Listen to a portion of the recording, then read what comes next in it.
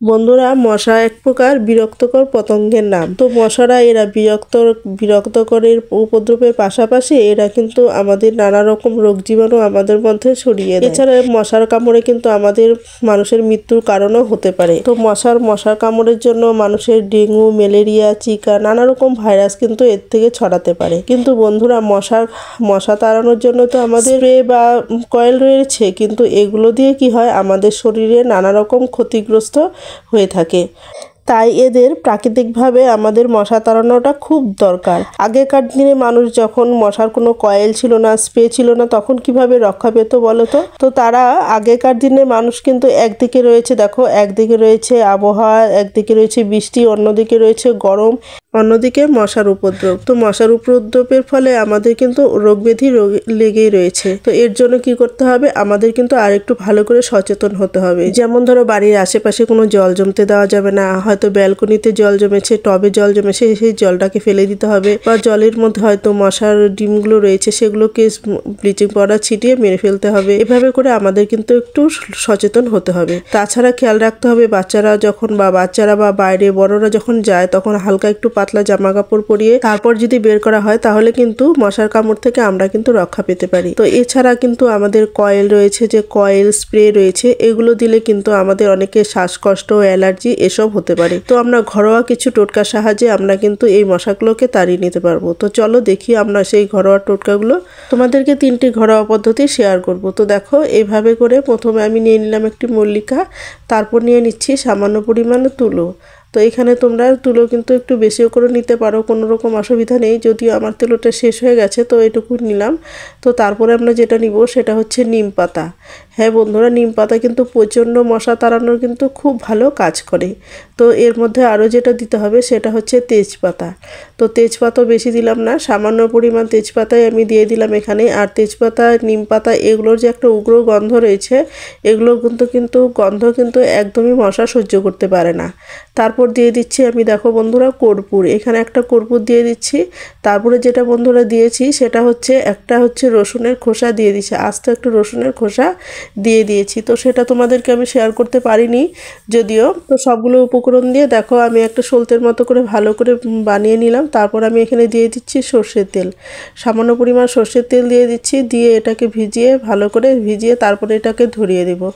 তারপর বন্ধুরা, এটা ধরানোর পর যে গন্ধটা হবে, এদের দেখো নিম পাতা, তেজপাতা, রসুন এইগুলোর যে একটা উগ্র গন্ধ রয়েছে, সেই গন্ধতে কিন্তু মশা একদমই থাকতে পারবে না। ঘরে তো থাকবেই না, বাড়ির বাইরেও কিন্তু থাকবে না। এরা কিন্তু চলে যাবে, বাড়ির বাইরে কিন্তু একদমই চলে যাবে। খুব সুন্দরভাবে আমাদের মশা তাড়ানোর এটা কিন্তু খুব ভালো একটা পদ্ধতি। তোমরা কিন্তু বাড়িতে অবশ্যই ট্রাই করো, তাহলেই বুঝতে পারবে কতটা উপকারী এই টিপসটি।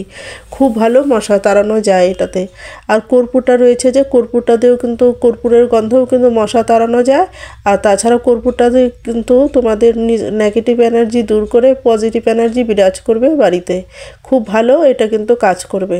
তো এটা তো দিলে কিন্তু খুব সুন্দর। আমাদের এতগুলো উপকরণ মিশিয়ে যদি এরকম করে একটা প্রদীপ জ্বালিয়ে নাও, প্রদীপটা জ্বলতে জ্বলতে যখন প্রদীপটা আস্তে আস্তে প্রদীপের ধোঁয়া তো উঠতেই থাকবে, এর থেকেও কিন্তু মশা যাবে। আবার প্রদীপ থেকে দেখো নেভানোর পরে এরকম করে যদি কোনায় কোনায় একটু ঘুরিয়ে দাও, ঘুরিয়ে দিয়ে যে কোনো একটা জায়গার মধ্যে যদি তোমরা এটাকে বসিয়ে দাও, তাহলে কিন্তু এটার যে গন্ধ রয়েছে, এটার গন্ধে ধোঁয়ায় কিন্তু মশা কিন্তু একদমই বাড়ি থেকে চলে যাবে।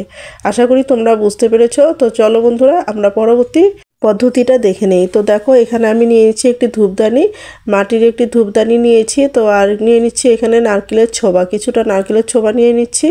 আর একটা নিয়ে নিচ্ছি ধূপকাঠি দিয়ে আমি এটা ভালো করে ধরাবো, তাহলে তাড়াতাড়ি ধরবে, খুব সুন্দরভাবে ধরে যাবে, কোনো রকম অসুবিধা হবে না ধরাতে। তো তাই আমি ধূপকাঠিটা নিয়েছি। ধূপকাঠিটার কোনো রকম এখানে ব্যাপার নেই, তোমরা চাইলে যে কোনো জিনিস দিয়ে তোমরা ধূপটা ধরাতে পারো। তো আমি ধূপকাঠি দিয়ে ধরাচ্ছি বলে তোমাদের ধূপকাঠি দিয়ে ধরাতে হবে এমন কোনো কথা নেই। তো দেখো, এইভাবে কিন্তু আমার ধরে গেল। তারপর যেটা দিতে হবে বন্ধুরা, এখানে কিন্তু বেশি করে আমাদের কিন্তু নিম পাতা দিয়ে দিতে হবে। দেখতেই পাচ্ছ, নিম পাতাগুলো কিন্তু আমি শুকিয়ে নিয়েছি। নিম পাতাগুলো শুকিয়ে নিয়ে তোমরা যদি প্রতিদিন এইভাবে যখন তোমরা ধূপটা ঘোরাও, তখন যদি তোমরা এইভাবে দিয়ে দাও, তাহলে কিন্তু মশা তো ঘরে থাকবেই না, ঘরের বাইরেও কিন্তু আর থাকবে না। খুব সুন্দরভাবে মশা তাড়ানো যাবে। তো তারপরে আমি দিয়ে দিচ্ছি ধূপের গুঁড়া।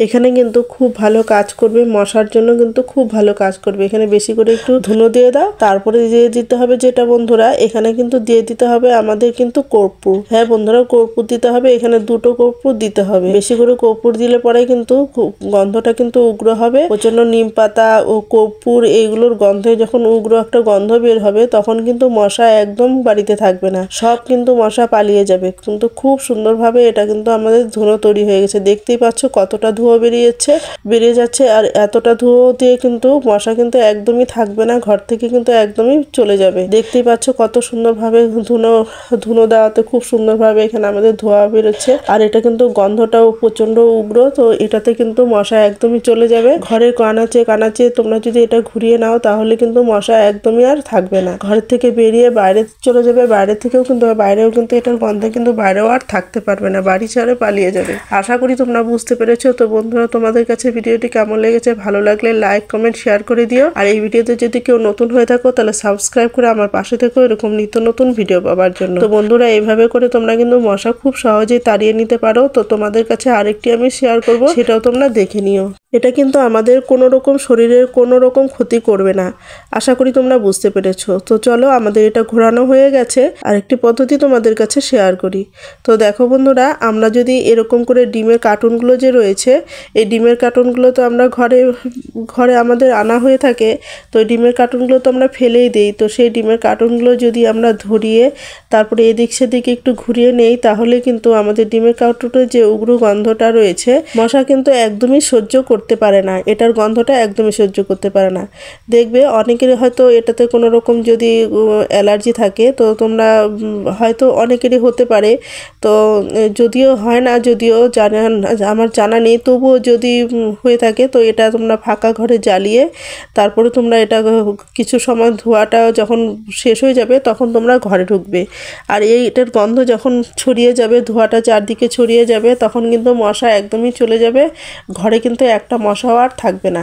এভাবে করে তোমরা ঘরে আনাচে কানাচে যেখানে মশার উৎপাতটা বেশি হয়, সেখানে তোমরা এভাবে ঘুরিয়ে তোমরা যদি রেখে দাও, ঘরের মাঝে রেখে দাও, তাহলে কিন্তু দেখবে মশা কিন্তু আর একটাও থাকবে না। আশা করি তোমরা বুঝতে পেরেছো। তো বন্ধুরা, তোমাদের যদি ভালো লেগে থাকে তাহলে একটা লাইক করে দিও। আর তোমরা কে কোথা থেকে আমার এই ভিডিওটা দেখছো তা কমেন্ট করে অবশ্যই জানিয়ে দিও, তাহলে আমি বুঝতে পারবো দেশের কোথায় কোথায় আমার বন্ধুরা রয়েছে। তো বন্ধুরা দেখো, এভাবে কোনায় কোনায় কিন্তু আমি কিন্তু এটা ঘুরিয়ে দিচ্ছি। এটার ধোঁয়াটা যে রয়েছে, ধোঁয়াটা কিন্তু চারদিকে ছড়িয়ে যাচ্ছে, ফলে কিন্তু মশা একটাও ঘরে থাকবে না, বাইরে চলে যাবে। বিশেষ করে বাচ্চারা তো খুব ভালো হবে ওদের জন্য, কেননা ওদের মশা কামড়ায়, ওরা বলতেও পারে না, মশা কামড় দিলে ওরা বলতেও পারে না, ফলে কিন্তু নানা রকম অসুখ বিসুখ হয়ে যায়। তো এইভাবে করে কিন্তু মশা ঘর থেকে তাড়িয়ে তোমরা কিন্তু বাচ্চাদেরকে রক্ষা করতে পারো। তো আশা করি তোমাদের কাছে ভালো লেগেছে। তো বন্ধুরা, তোমরা সবাই ভালো থেকো, সুস্থ থেকো, এই কামনাই করি ঈশ্বরের কাছে। আজ এই পর্যন্ত, দেখা হবে নেক্সট কোনো ভিডিওতে। কেমন?